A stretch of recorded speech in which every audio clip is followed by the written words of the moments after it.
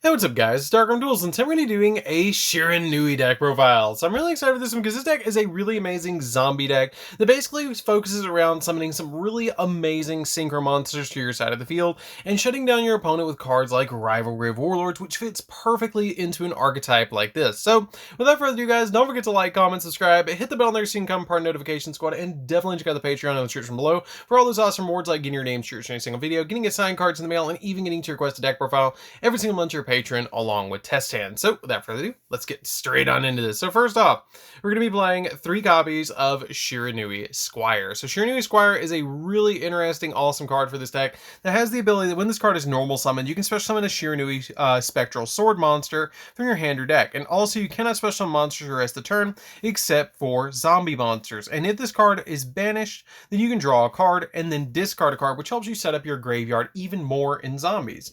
We then play 2 copies of Shiranui Spirit Master. Spirit Master is when this card is normal summoned, you can special summon a Shiranui monster from your hand or graveyard, except another copy of itself, but banish it when it leaves the field, which actually comes in kind of handy in this deck because a lot of your cards benefit off of being banished. And if this card is banished, then you get to target one face-up card your opponent controls and destroy it, which is really helpful for this card and really helpful for the deck. We then play a single copy of Shiranui Samurai. Shiranui Samurai is kind of an interesting card. I just played as a one-of in this deck because it has the ability, the quick effect, you can banish a zombie from the graveyard and this card gains 600, boosting it up to a 2400 beat stick, which can be helpful in some situations. And if it does, you banish any monster that battles this card after damage calculation. And these effects last until the end of this turn. And if this card is banished, you can target a Shiranui monster in the graveyard and add it back to your hand, which can come in handy every so often. But I only play this card as a one-of because it's probably the least powerful of them all, but being able to just banish a zombie from the graveyard can kind of help out in a deck like this. We then play 3 copies of Shiranui Solitaire. Shiranui Solitaire is probably the best card in the entire deck to be able to get out your Unizombie out of the deck to be able to go into some really amazing plays because it has the ability that you contribute this card to be able to summon a zombie tuner monster with 0 defense from your deck, which is always going to be pretty much your Unizombie that you're going to be summoning off this card. And then it also has the ability that doesn't come up in any other zombie deck really, but this one, that if this card is banished, you can target one of your banished Shiranui monsters, or up to 2 if you have Shiranui style synthesis in the field spell zone, then you can special summon them to your side of the field, which comes in pretty handy sometimes.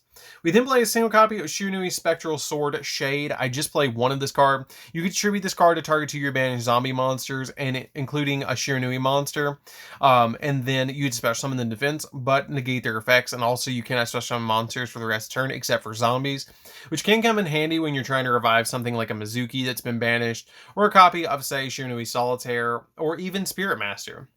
We then play 2 copies of Spectral Sword. Spectral Sword is going to be the primary way that you're going to be synchro summoning in this deck, because the Spectral Sword comes in really handy to be able to use, because basically you can synchro summon with this in the graveyard, which makes it really helpful because it has the ability that if this card's in the graveyard, except the turn it was sent to the graveyard, then you can target one non-tuner zombie monster in your grave, banish both it and this card, and if you do, you special summon a zombie synchro monster from your extra deck whose level is equal to the level of the 2 monsters including this card, which is pretty good to be able to just banish this and any other zombie to be able to go into a synchro play of another zombie card is really helpful. We then play 3 copies of Unizombie. The Unizombies are basically here because they have a really neat effect to be able to foolish burial stuff. By sending a zombie from the deck, you can increase this card's level by 1, and if you discard a zombie, then you can increase this card's level by 1 as well, which is really helpful to be able to kind of fix your hand and get stuff in the graveyard and just help you turbo cards into the graveyard even faster. We then play double Mizuki because Mizuki can banish itself to be able to revive a zombie from the graveyard, which is very helpful, and a single copy of Gozuki because you can normal summon Gozuki, and then during the main phase you can send a zombie from your deck to the graveyard, and if this card is sent to the graveyard, you can banish a zombie from the graveyard and then special summon a zombie from your hand, which is pretty helpful for the deck too. We then play a Zombie World package, which is 2 copies of Baller Drop. If a field spell is on the field, then you can special summon this from the graveyard, and it also has the effect that once per chain you can either negate the effect of a card that's a zombie card that activates during that chain. You can apply one of these effects to either negate that effect or target a card on the field, or no, it doesn't target, excuse me. You just banish a monster from the field or the graveyard, which is really cool to be able to do because it's once per train when a zombie monster, except for Baller Draught, activates, you can activate the effect, and you can only apply each of these effects once per turn, which is pretty good. I like that effect to be able to just banish something or negate an effect. We then play a single copy of Banshee. Banshee's really good too because it helps you get your zombie world on your field really quickly. And then we play 2 copies of Glow Up Bloom as well. Glow Up Bloom is ridiculously good in this deck because Glow Up Bloom has the ability, if this card is sent to the graveyard, you can banish this card from the graveyard to add a level 5 or higher zombie monster from your deck to your hand. And if you have zombie world on the field, then you can special summon it instead, which is really helpful. 1 copy of Jacobolin. Jacobolin is really, really good here because you can discard a zombie to special summon this from your hand, which also helps you set up the graveyard. And then during your opponent's main phase quick effect, you can target 1 zombie monster in either player's graveyard, special summon this, but banish, or special summon it and banish this card until the end phase, which is pretty good to be able to revive zombies from your opponent's graveyard to disrupt their plays, because sometimes they need the exact card that they're looking for, and you just took it and put it on your field. We then play a single copy of Vampire Fraulein. Vampire Fraulein, when a zombie monster battles, or when a monster declares an attack, you can special summon this card from your hand, and then you can pay life points in increments of 500 all the way up to, or not 500, in increments of 100 all the way up to 3,000 to be able to increase the zombie monster that's battling up to that amount that you paid, which helps you kind of solve a lot of problems where your opponent's going to be battling you and dealing with a lot of cards that your opponent might summon that have high attack points. And plus it gives you another monster on field. So that's it for the monsters. Let's get into the spells.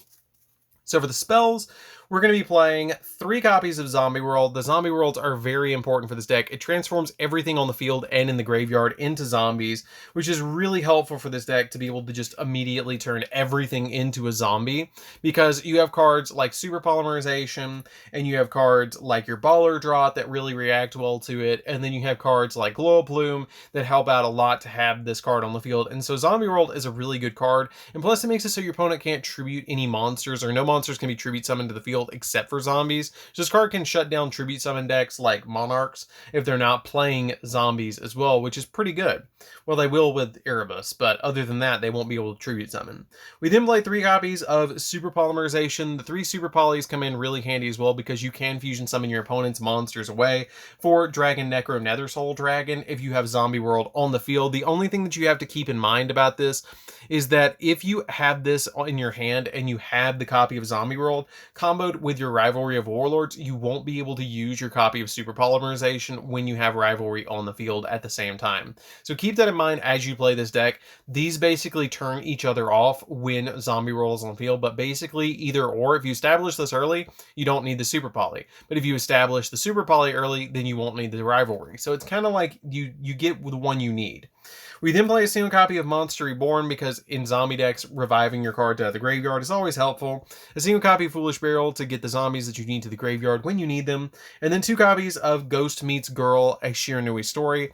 The Ghost Meets Girl, a Shiranui story is kind of cool because if your opponent controls a monster, you can discard a zombie, especially on a Shiranui monster with a different name from your deck or graveyard, which is really good, but you can only use the effect of this card once per turn, and you can only special summon monsters that are zombies for the rest of the turn.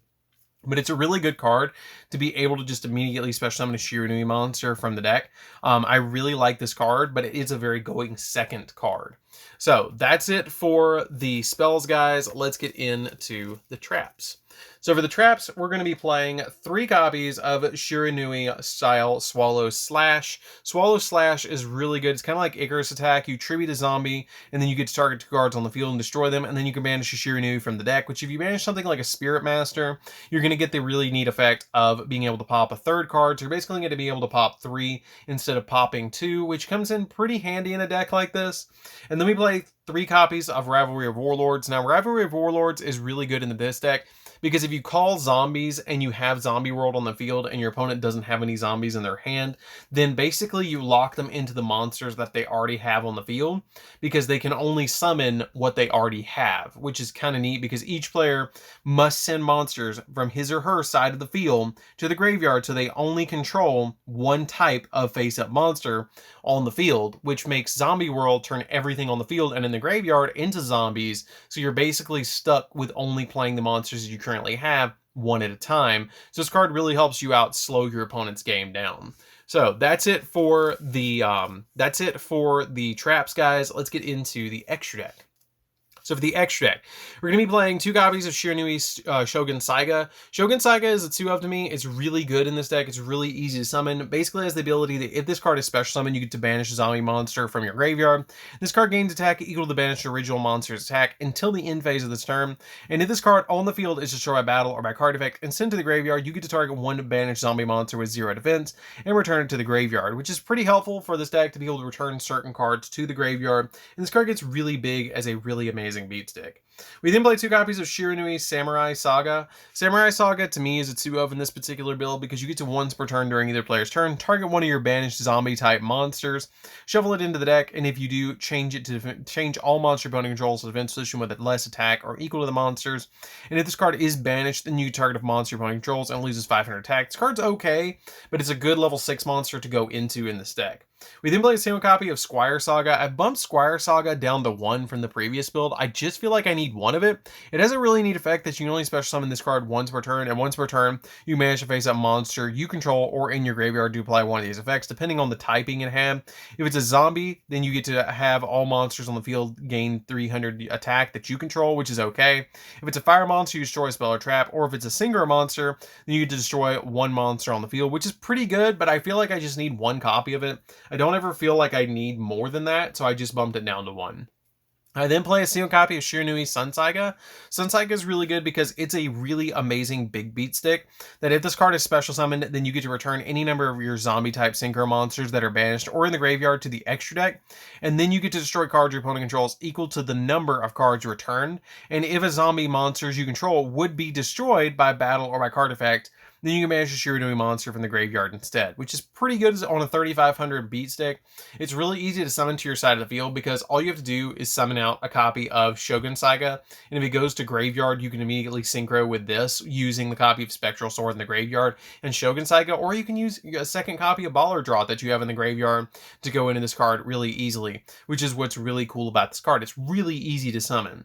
We then play a single copy of Red Eyes Zombie Necro Dragon. This card is amazing in this deck. This card gets so big and is so good because it has the ability that it gains 100 attack for each zombie on the field and in the graveyards, both graveyards, so it can get really big. Basically, you just count the monsters when you have Zombie World on the field, and it just gains 100 for every monster currently present on the field and in the graveyard.